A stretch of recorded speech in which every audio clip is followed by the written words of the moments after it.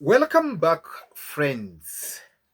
In whatever situation you are in, however difficult it is, allow me to encourage you that that is just but a passing cloud.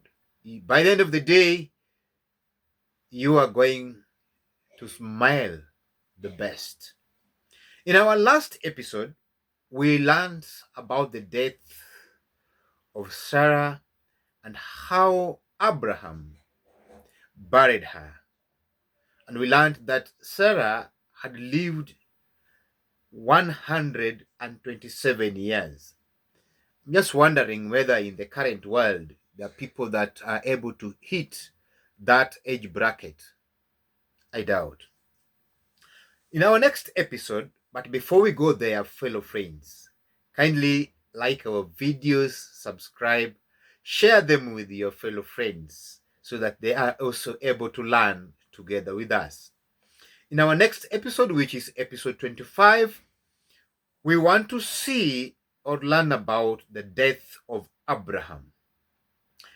Abraham had taken another wife whose name was Keturah. She bore him Zimran, Jokshan, Medan, Midian, Ishbak, and Shaua. Joksan was the father of Sheba and Dedan. The descendants of Dedan were the Ashurites, the Letushites, and the Leumites. The sons of Midian were Ephah, Hanok, Abida, and Ildah. All these were descendants of Keturah. Abraham left everything he owned to Isaac. But while he was still living, he gave gifts to the sons of his concubines and sent them away from his son Isaac to the land of the east. Abraham lived 175 years. That's another crazy year. I don't know whether people are managing it. But if they are managing it, well and good. Then Abraham breathed his last and died at a good old age, an old man and full of years, and he was gathered to his people. Wow. His son Isaac and Ishmael buried him in the cave of Machpelah near Mamre, in the field of Ephron, son of Zohar, the Hittites. The field Abraham had bought from the Hittites. Remember when Abraham was buying this field, it was a tug of war. Started debate. They are not finding it easy to exchange money, or rather whatever coins, with Abraham at that particular time. There, Abraham was buried with his wife Sarah. After Abraham's death, God blessed his son Isaac, who then lived near Lahai Rohoi. Ishmael's sons. Let us see. This is the account of the family line of Abraham's sons, Ishmael, whom Sarah's slaves, Hagar, the Egyptian, bore to Abraham. We remember this story very well and what happened. These are the names of the sons of Ishmael, listed in the order of their birth. Nebaioth, the firstborn of Ishmael, Kedar, Adbeel, Mibsam, Mishma, Duma, Massa, Hadad, Tema, Jetur, Naphish, and Kedema. Very nice names. I don't know whether you're able to name your children those kind of names today. Very few. These were the sons of Ishmael, and these are the names of the 12 tribal rulers according to their settlements and camps. Ishmael lived 137 years. He breathed his last and died, and he was gathered to his people. Very interesting story, brothers. We are here for these stories to learn.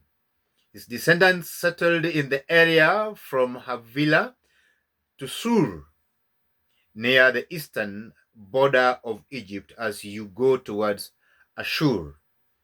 And they lived in hostility toward all the tribes related to them.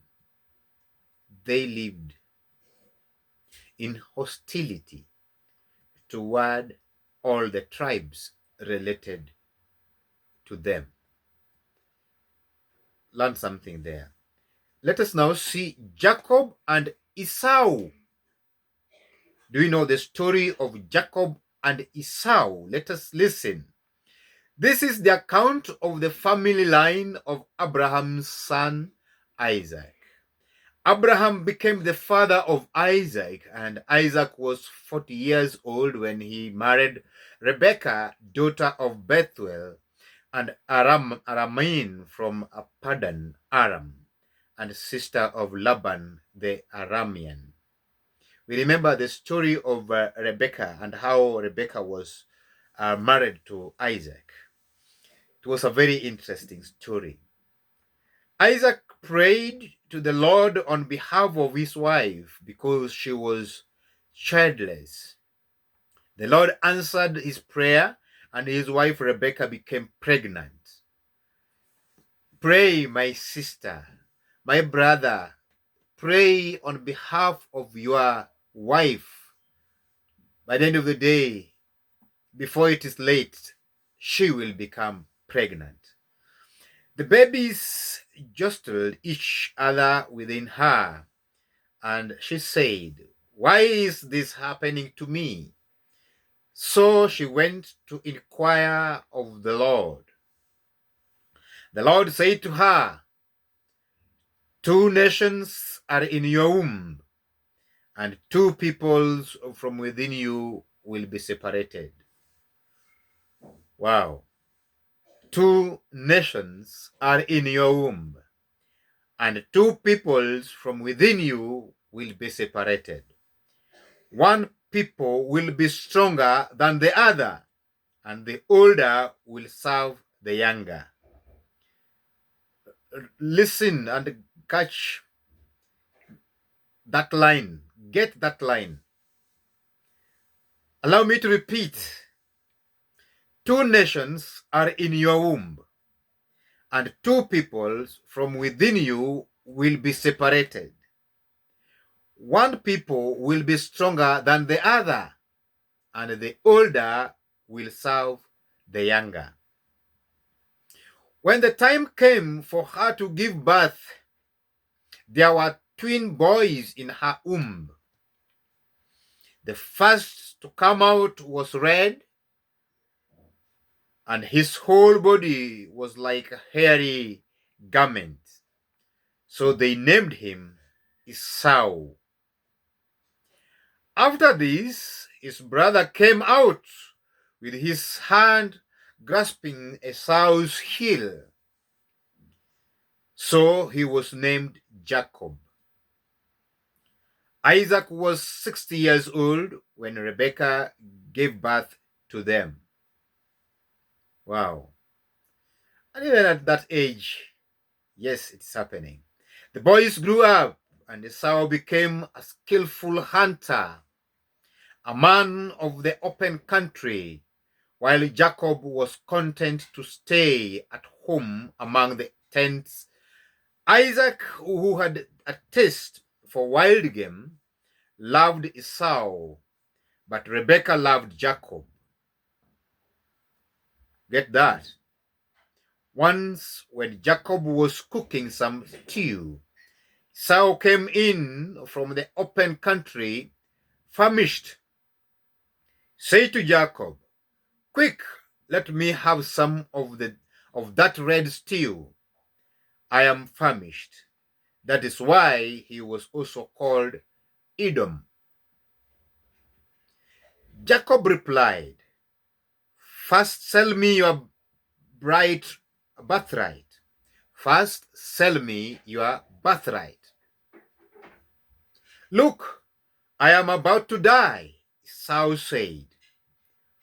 "What good is the birthright to me?" But Jacob said, "Swear to me first." So he swore an oath to him, selling his birthright to Jacob. Then Jacob gave Esau some bread, and some lentil stew. He ate and drank and then got up and left. So Esau despised his birthright. And that is the end of the story. Till we meet again, please subscribe. It is important, and we thank you for that. Goodbye.